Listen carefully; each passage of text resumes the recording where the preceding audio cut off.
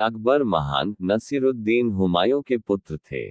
अकबर का जन्म 15 अक्टूबर 1542 को सिंध के राजपूत किले अमरकोट में हुआ था। जब अकबर का जन्म हुआ, उस समय हुमायूं को देश से बाहर निकाल दिया गया था, इसलिए अकबर का अफगानिस्तान में उनके चाचा अस्कारी और उनकी पत्नी ने पालन पोषण किया था। अकबर ने अपनी युवावस्था में शिकार करना और युद्ध करना सीख लिया था, लेकिन अकबर को पढ़ना और लिखना नहीं आता था। अकबर प्रत्येक क्षेत्र में माहिर होने के साथ साथ एक प्रसिद्ध शासक थे। जब अकबर के पिता हुमायूं की एक दुर्घटना में मृत्यु हो गई, तब 14 फरवरी 1556 में अकबर ने राज सिंहासन संभाला। उस समय अकबर मात्र 13 साल के थे और यह उनके जीवन के शुरुआती दिन थे। उस समय अकबर अपने पिता के मंत्री बैरम खान की एक सक्षम मार्गदर्शिका के अधीन थे।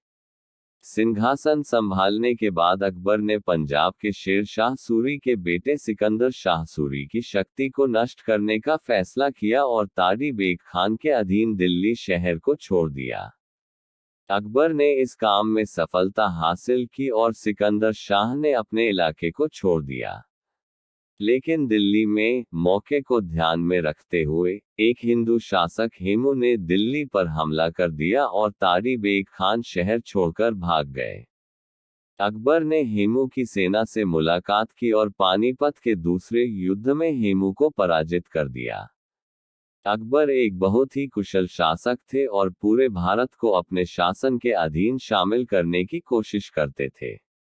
इसके लिए अकबर ने कई रणनीतियों को अपनाया। कुछ स्थानों पर अकबर ने अपनी सैन्य शक्तियों का भी इस्तेमाल किया, जबकि अन्य जगहों पर अकबर अपने प्रशासनिक कौशल का इस्तेमाल करते थे। अकबर ने कई हिंदू राज्यों में वैवाहिक संबंध स्थापित किए। शादी करने के बाद अकबर अपनी हिंदू पत्नियों को इस्लाम धर्म कबूल करने के लिए मजबूर नहीं करते थे, बल्कि इसकी बजाय अकबर उन्हें अपने धर्म पर अमल करने के लिए प्रोत्साहित करते थे। अकबर ने दुनिया के सभी धर्मों का सम्मान किया। अकबर के अनुसार सभी धर्म हमें ईश्वर एक है, उसका मार्गदर्शन करवाते हैं।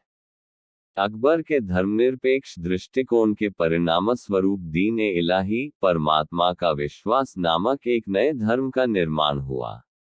अकबर ने एक इमारत जिसे इबादत खाना पूजा घर कहा जाता है का निर्माण करवाया, जहां पर अकबर ने धार्मिक वाद विवाद को बढ़ावा दिया था।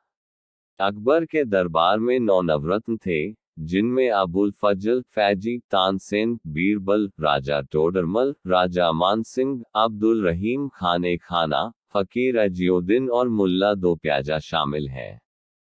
अकबर के शासनकाल के अंतिम वर्ष शांतिपूर्ण नहीं बीते, क्योंकि अकबर के पुत्र सलीम, जिन्हें बाद में सम्राट जहांगीर के रूप में जाना गया, उसने अकबर के खिलाफ बगावत की।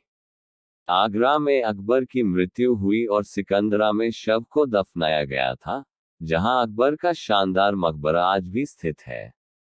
पूरा नाम अबुल फतह जलाल उद्दीन मोहम्मद अकबर किस रूप में जाना जाता है? अकबर महान शासनकाल 11 फरवरी 1556 से 27 अक्टूबर 1605, जन्म 14 अक्टूबर 1542, अमरकोट सिंध, मृत्यु 27 अक्टूबर 1605, फतेहपुर सीकरी, आगरा, दफन सिकंदरा, आगरा, धर्म इस्लाम, दीन-ए-इलाही राजवंश, मुगल राजवंश, राज्याभिषेक 14 फरवरी 1556, पूर्वज हुमायूं, उत्तराधिकारी जहांगीर, राज्य संरक्षक बैरम खान 1556-1561, पत्नी रुकैया सुल्तान बेगम, पत्नियां अपनी हीर कुंवारी, हीरा कुंवारी, हरका बाई, जोधा बाई, सलीमा सुल्तान बेगम, पिता हुमायूं, मां हमीदा बानो बेगम, दादा बाबरदादी महम बेगम, बच्चे जहांगीर, दानियाल, सुल्तान मुराद मिर्जा, हवर्ष, हुसैन। विवाहन नवंबर 1551 में अकबर ने काबुल में अपनी चचेरी बहन रुकैया सुल्तान बेगम से शादी की। रुकैया अकबर की मुख्य पत्नी थी।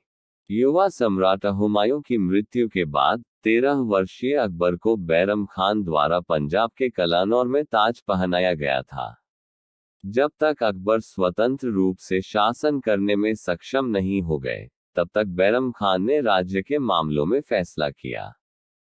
दिल्ली को पुनः प्राप्त करना 5 नवंबर 1556 को हेमू और सूर की सेना अकबर की सेना से हार गई थी, जिसने पानीपत के द्वितीय युद्ध में बैरम खान का नेतृत्व किया था। बैरम खान को पद से हटाना अकबर ने अपनी धायमा माहम अनगा की सलाह पर उनके संबंधी बैरम खान को वर्ष 1560 में पद से हटा दिया था।